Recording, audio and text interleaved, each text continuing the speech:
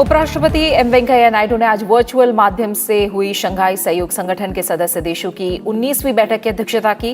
उन्होंने कहा कि 2025 तक भारत की जीडीपी 5 ट्रिलियन तक पहुंचने की उम्मीद है और भारत 29 वर्ष की औसत आयु वाला सबसे युवा राष्ट्र होगा। साथ ही उन्होंने कहा कि क्षेत्र के सामने सबसे बड़ी चुनौती आतंकवाद है। उपराष्ट्रपति एम वेंकैया नायडू की अध्यक्षता में सोमवार को एससीओ शिखर सम्मेलन का आयोजन हुआ। इस दौरान उपराष्ट्रपति ने आतंकवाद के मुद्दे को प्रमुखता से उठाया। उन्होंने कहा कि आतंकवाद का समर्थन करने और उसे बढ़ावा देने वाले देशों को अलग थलग करने के लिए सभी देशों को एकजुट होना चाहिए। उपराष्ट्रपति ने यह भी कहा कि आपसी सहयोग को मजबूत करने और आर्थिक विकास को बढ़ावा देने के लिए आतंकवाद का खात्मा बेहद जरूरी है।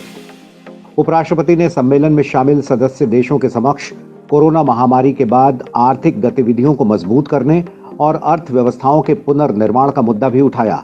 उन्होंने कहा कि व्यापार और निवेश वैश्विक अर्थव्यवस्था का इंजन है, लिहाजा इसकी रफ्तार बनाए रखने के लिए सदस्य देशों के बीच सहयोग कायम रहना चाहिए और इसके लिए शांति और सुरक्षा बेहद जरूरी है। कोविड महामारी और इससे निपटने के तौर तरीकों का हवाला देते हुए उपराष्ट्रपति ने विश्व स्वास्थ्य संगठन समेत दूसरे वैश्विक संस्थाओं में सुधार की आवश्यकता बताई ताकि आपसी क्षमताओं को और मजबूत किया जा सके और कोरोना से सही तरीके से निपटा जा सके। उपराष्ट्रपति ने कहा कि भारत ने मजबूती के साथ इस वैश्विक महामारी का मुकाबला किया है और वायरस से लड़ने के साथ साथ आर्थिक स्थिरता सुनिश्चित करने में भी उल्लेखनीय काम किया है। उन्होंने सदस्य देशों को भरोसा दिलाया कि भारत कोविड महामारी से लड़ने में अपनी क्षमताओं को साझा करने के लिए हमेशा तैयार है।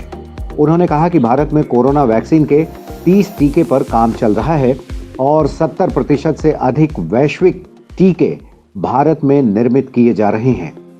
ये पहला मौका है जब भारत ने शंघाई सहयोग संगठन के सदस्य देशों के प्रमुखों की बैठक की मेजबानी की है। भारत और पाकिस्तान सितंबर 2017 में एससीओ के स्थायी सदस्य बने थे। इसके अलावा रूस, चीन, कजाकिस्तान, किर्गिस्तान, तजाकिस्तान और उज्बेकिस्तान इसके सदस्य देश हैं। शंघाई सहयोग संगठन के सदस्य देशों के अलावा इसमें 4 पर्यवेक्षक देश भी शामिल हैं। The strength of our ties is based on our strong cultural and historical roots. Our way of life was shaped by goods and ideas that crisscrossed our nations. The trade routes of past were also paths that carried Lord Buddha's eternal message of peace and coexistence of all countries in our region. To celebrate our civilizational linkages and our shared cultural heritage, we are today inaugurating the exhibition on shared Buddhist heritage of SCO member states in virtual format hosted by National Museum of India.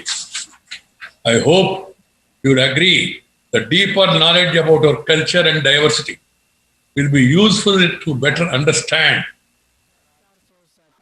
each other. With this in mind, 10 books of regional Indian literature were translated to Russian and Chinese to encourage a wider interest in India's rich literary traditions. As part of these activities, to commemorate the 20th anniversary of SCO 2021, India would also be hosting SCO Food Festival in India.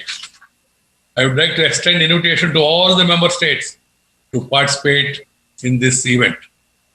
Excellencies, to India's initiatives during our chairmanship of the SCO Council of Heads of Government in 2020, we have aspired to cooperate and contribute substantially to trade, economic and cultural agenda of the SCO. Our mantra is simple: Sabka Saath, Sabka Vikas.